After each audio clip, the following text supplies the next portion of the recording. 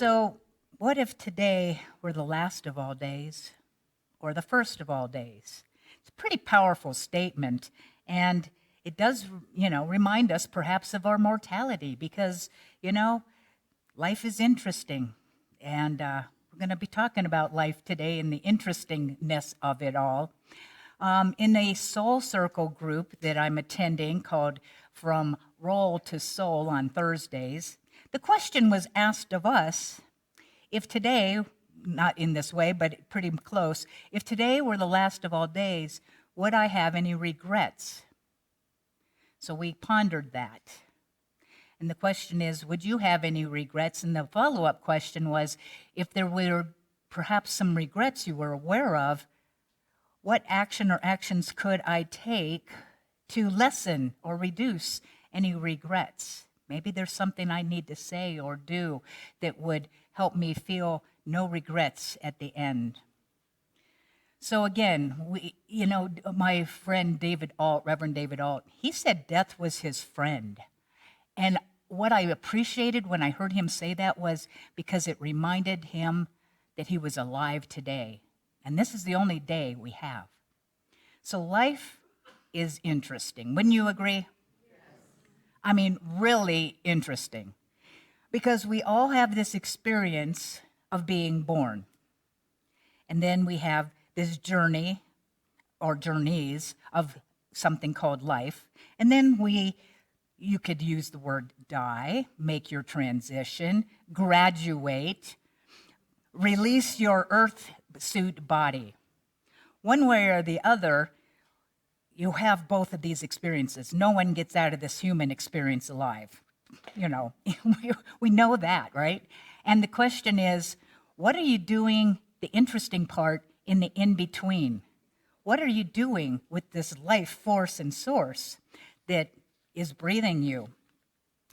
So, did you know, in order for you to incarnate in a human body, that you had to agree to have the two S's? Do you know what the two S's are? I just heard soul and sex. I'm going with yours. Alrighty then. So would you like to know what the two S's you agreed to come in human form besides soul and sex? Would you like to know? Okay, well, I don't want to force anything on you. The thing that you and I and all of us agreed to was that in order to come into human form, that we were going to have stuff and stories. Stuff and story. Everybody has stuff and stories, right? You have stuff and you have stories. And I could talk to you about your stuff, but your stuff is actually part of your story, right? Think about it. You all have stuff, probably too much stuff. We're always getting more stuff. But I'm going to speak to us today about stories. And what is your story? We all have stories. We're actually, whether we have a book in written form or not, we're all writing our stories. We're all authors writing our stories. Isn't that interesting? Very good. So we all have these stories, and these stories are created by what is, I'm going to share with you how they're created, is by the power of will. Now, why I say power of will is because the co-founder of Unity, hi, I think I recognize you. Good to see you, glad you're here. And so Charles Fillmore, the co-founder of Unity, he studied the Bible from a metaphysical point of view. He looked at every character, every place, every story as part of us being representative, something. And so when he looked at the 12 disciples, he recognized that each of them had an ability or a power. He calls them powers, but it's an ability that each one of us has. And that ability or power is something we can become more conscious of and practice and put into practice because we're using these all the time, but not consciously. So I decided, I did this a couple years ago, but I'm going to be revisiting those 12 powers for the year of 2024. And in January, we focused on the power of our imagination, because there is a power in your imagination. Last month, February, was the power of love. This month, I've chosen will. What is will?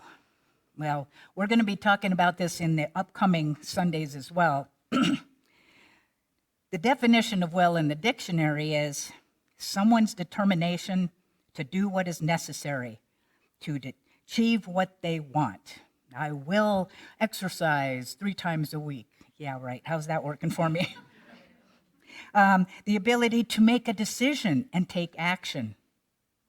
Or what someone wants to happen, like the will of the people. So that's the definition in the dictionary. There is a couple books that actually are great study books on the 12 powers. You might want to pick one of these up. This one, which is Power Up, the 12 Powers Revisited, as accelerated abilities. So the definition in Power Up is that will is the power to choose, to decide, to direct, to dictate, or determine. So the will is to choose or direct, take a direction. And Charles Fillmore says that the will, he calls it the executive faculty of the mind, because without the will is what gets us to take action. You can have all the words that you want, but it's that which propels us into action. Now, you can have different types of will. He talks about that there is the will that is the underdeveloped will. That's when you're wishy-washy, right? Can't make a decision. You're just can't make a decision. There's no will. Then you have the egocentric will, and that's where you're like, it's my way or the highway, right? It's like, no, and it's called, my decision is my decision, and I'm not flexible on it. And it could be the bossiness of a person who is having that egocentric will. The third type of will that we would like to engage in is the elevated consciousness will. And that is where we're deciding, we're choosing, based on, in the alignment of truth, of the highest and greatest good, of what is the divine laws of nature. He says, we use the will to choose and direct all thoughts and actions to be the best and most extraordinary person we can be. Anybody want to be that? Right. It's all about the power of choice and the secret to living the life that you would most love to have, to getting the most out of our earth experience in this life experience journey, to attract unbelievable happiness and prosperity, and to make choices that are life-affirming for all beings, ourselves and others. So the other book that is very good from my perspective is Divine Audacity, and it is by Linda Martella Whitsett. She takes each of the 12 powers and she breaks them down into 3 components. She believes that our spiritual will is the power to choose, the power of commitment, and the power of willingness, which I will be focusing on the other 2, but I'm choosing to focus on choice today. So I'm going to begin this. Before I get there, I'm going to share with you about the will a little bit more before I go into Linda Martella. The will is the great director that says action, taking action. We can choose anything. We can choose to meditate or vegetate, right? In either case, we're exercising our power of our will. think about the incredible number of decisions that you make.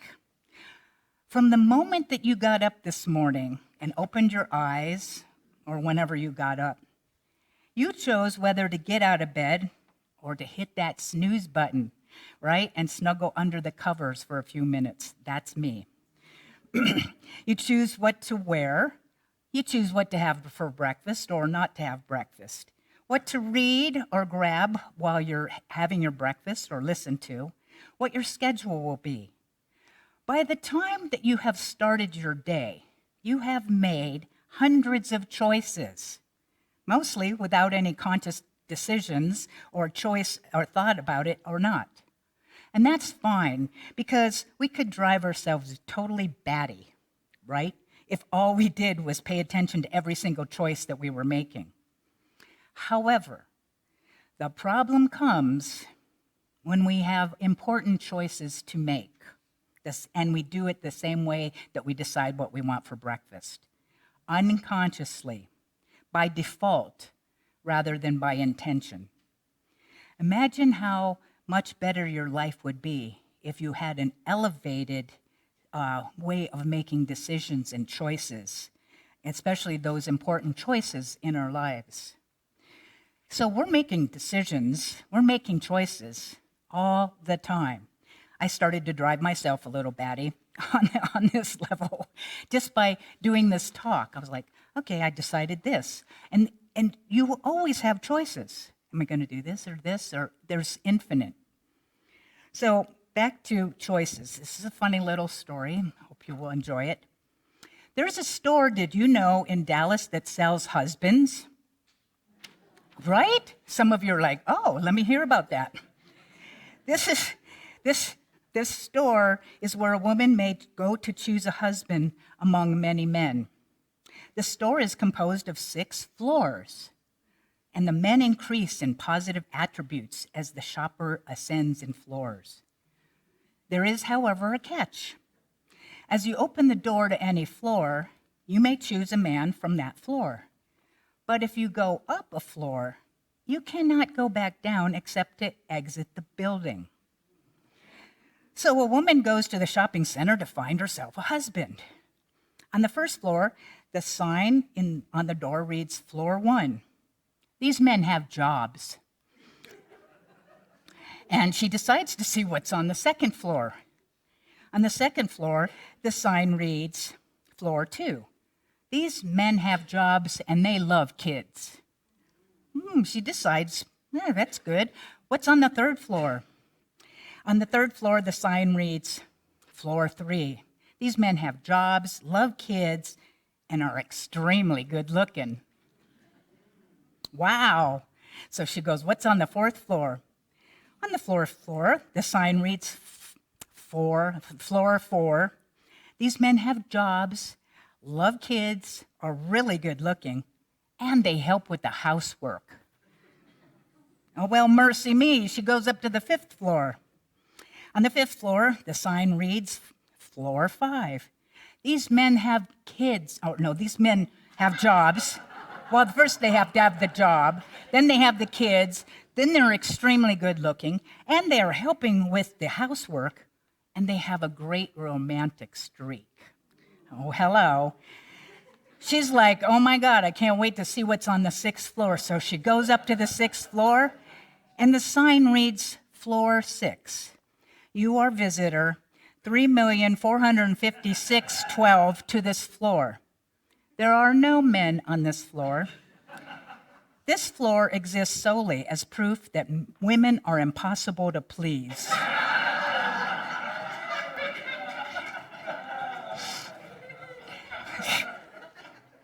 I just had to, right? Just had to. So what our greatest power is as a human being, it's not the power to think, it's not the power to speak, plan, or build. It is our capacity to choose. The power to choose is our greatest power that we possess.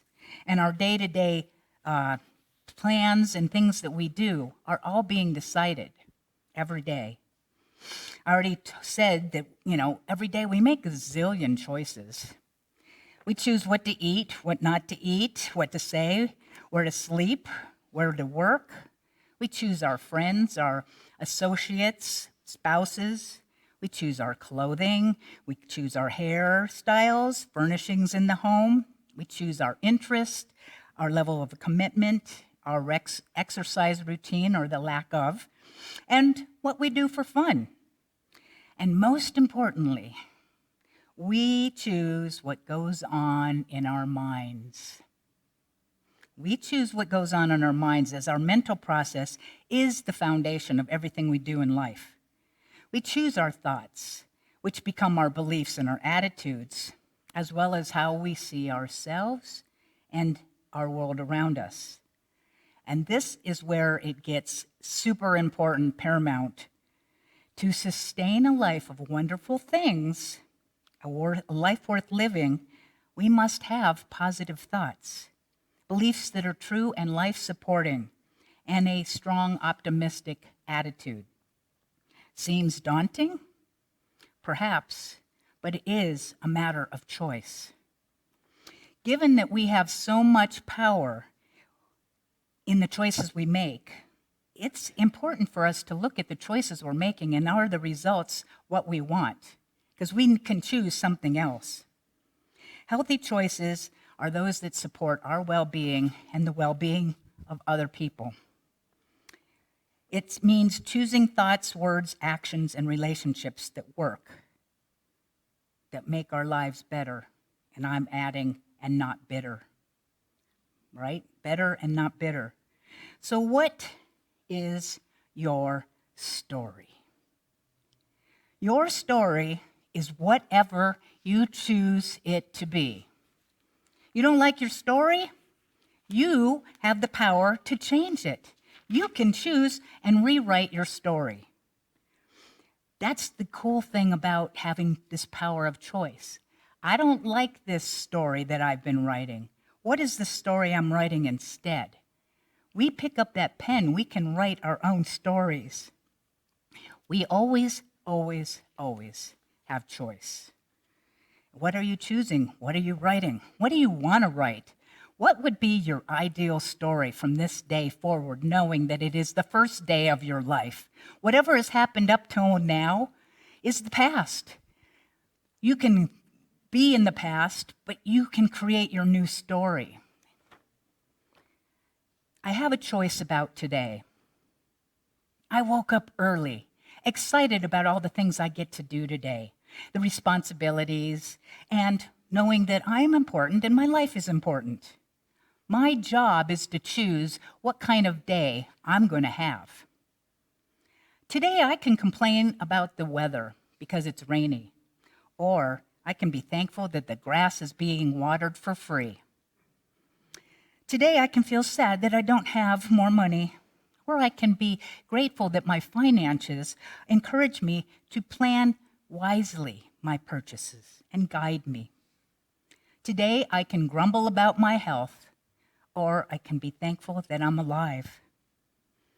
Today I can lament about all the things my parents didn't give me growing up, or I can feel grateful that they gave me birth and a life. Today I can cry because roses have thorns, or I can celebrate that thorns have roses. I love that one the best. It was like, right? I can cry because roses have thorns, or I can celebrate because thorns have roses. It's all in how I'm choosing, right?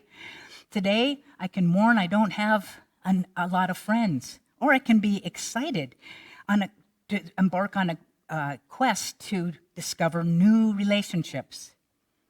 Today I can whine because I have a job to do, or I can shout for joy because I have a job to do and purpose.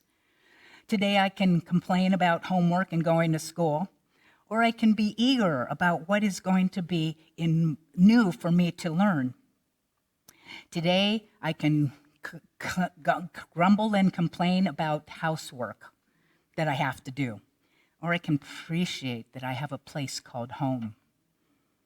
Today stretches before each one of us. waiting to be shaped. And here we are, I am, and we are the sculptors that get to write, to shape our lives. What today will be up to me, and I get to choose what kind of day I want. So I'm going to encourage us, every one of us, don't knock the thing over, that's not my choice. Stay, puppy. So this week, I'm going to encourage you to start paying attention to how many choices that you make. I don't want you to drive yourselves batty, but pay attention to the fact that you're always making choices. Because part of it is when you're aware and you're more conscious that you are literally making choices and writing your story and what can you do, what do you want to do, and set your intention at the beginning of the day. What are your choice-making intentions? I want to make my choices today based in health, being healthy. I choose today, all my choices will come from kindness or peace or love. I'm choosing that all of my choices today are going to be aligned with whatever. You set the intention at the beginning of the day, and those decisions will start to follow, and choices that you make will follow in alignment with what you set. So besides that, you are making little choices every day. And those little choices may not be big and significant, but over time, your decisions will actually make a difference in your life. For example, I love crunchy things. I love chips, right? So I love chips, but when I go to the store and the chip aisle is calling me, barbecue chips especially, I was like, no, you're not buying those chips. The cookies. I have a choice. I could buy them. Nothing's stopping me except myself. I go home and I have an air popper and I have the Trader Joe's organic popcorn and I put that in there and I eat it basically plain. But I'll tell you what, that's my choice. My body, the scale is a little lighter because I'm making that choice. Now, over time, I could eat a bag of potato chips. Trust me, I have. And probably will again. But it's like, how many times do I do that? I get to choose. Now, then those are the little choices. And to know that they actually add up, especially if you have a goal. But then there's the big choices. The big choices. Like moving to a different town. Maybe taking a new job. Maybe ending a job. Maybe retiring. Starting a new relationship. Ending a relationship. There are bigger things in the world that we make decisions on. And sometimes that can be paralyzing because the little voice in the head says, what if it doesn't work out? What if I'm making a mistake? Okay? And that is natural because our minds are geared for survival and all the what ifs are going to want to protect us and keep us safe and in the known. However, we're writing the story. Spirit within me, within each one of us, is seeking an ever freer, fuller, more expanded expression of itself as you. And it's Spirit's life, and it wants to thrive. So you can take that what if it doesn't work out, and you can rewrite that. What if it does work out? What if it's not a mistake? What if it's the best thing I ever did? Okay? So again, I'm choosing my thoughts. I can go from the fear-based thoughts to a more aligned with trusting Spirit.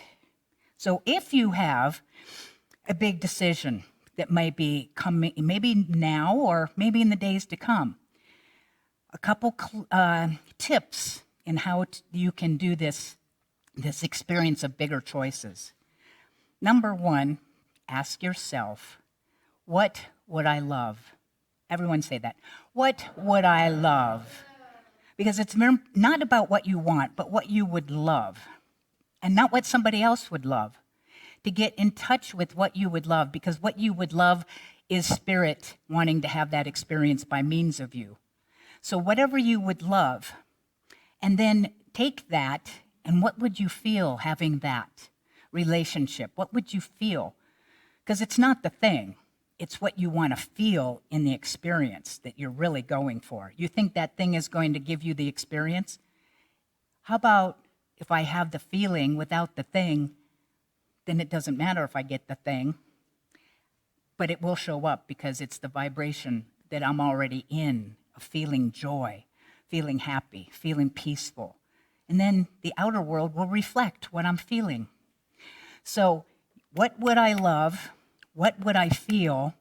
And then start to affirm and pretend and use your imagination to, like I call it, feelization. Feel like it's already so. To imagine, I've already got that. It's astonishing the power of our feelings. There's a book called Excuse Me, Your Life is Waiting. The power of your feelings. And your feelings are what are generating the most amount of energy. Our thoughts have energy, but when our thoughts become planted in our hearts, it's that vibration that goes out.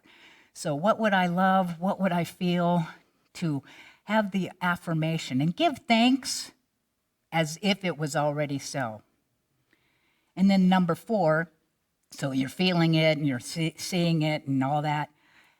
And then you want to take it to Spirit, to Great Spirit for guidance, to hold it up to the light, so to speak, and ask Spirit, can I get some guidance? But I don't believe in asking Spirit. I like to affirm, I'm grateful that I have guidance about this decision. Spirit will not let me have an experience that isn't for my highest and greatest good. So we're giving thanks. We're connecting with the light within. I have guidance. I give thanks for that guidance. And then, once I do my little prayer, Spirit's guiding me, yippee-doo, then I let it go. Because the 5th part is to trust that it's happening perfectly. Trust that my higher power knows how to make things happen. See, my job and your job is only to know the what we would love. Everything you would love is actually what Spirit would love by means of you. So I'm going to complete with this share. It's a poem. Some of you may have heard it before. It is called The Dash. I read of a man who stood to speak at the funeral of a friend. He referred to the dates on the tombstone from the beginning to the end. He noted that first came the date of birth and spoke the following date with tears. But he said what mattered most of all was the dash between those years. For that dash represents all the time that they spent alive on earth. And now only those who love them know what that little line is worth. For it matters not how much we own, the cars, the house, the cash. What matters is how we live and love and how we spend the dash. So think about this long and hard. Are there things you'd like to change? For you never know how much time is left that can still be rearranged. If we could just slow down enough to consider what's true and real and always try to understand the way other people feel. And be less quick to anger and show appreciation more. And love the people in our lives like we've never loved before. If we treated each other with respect and more often wear a smile, remembering this special dash might only last a little while. So when your eulogy is being read, with your life's actions to rehash, would you be proud of the things they say about how you spent your dash? It's your story. You get to write it, rewrite it. Choices, you have that power. make those choices that really are the best choices and hold it up to the light. And so it is.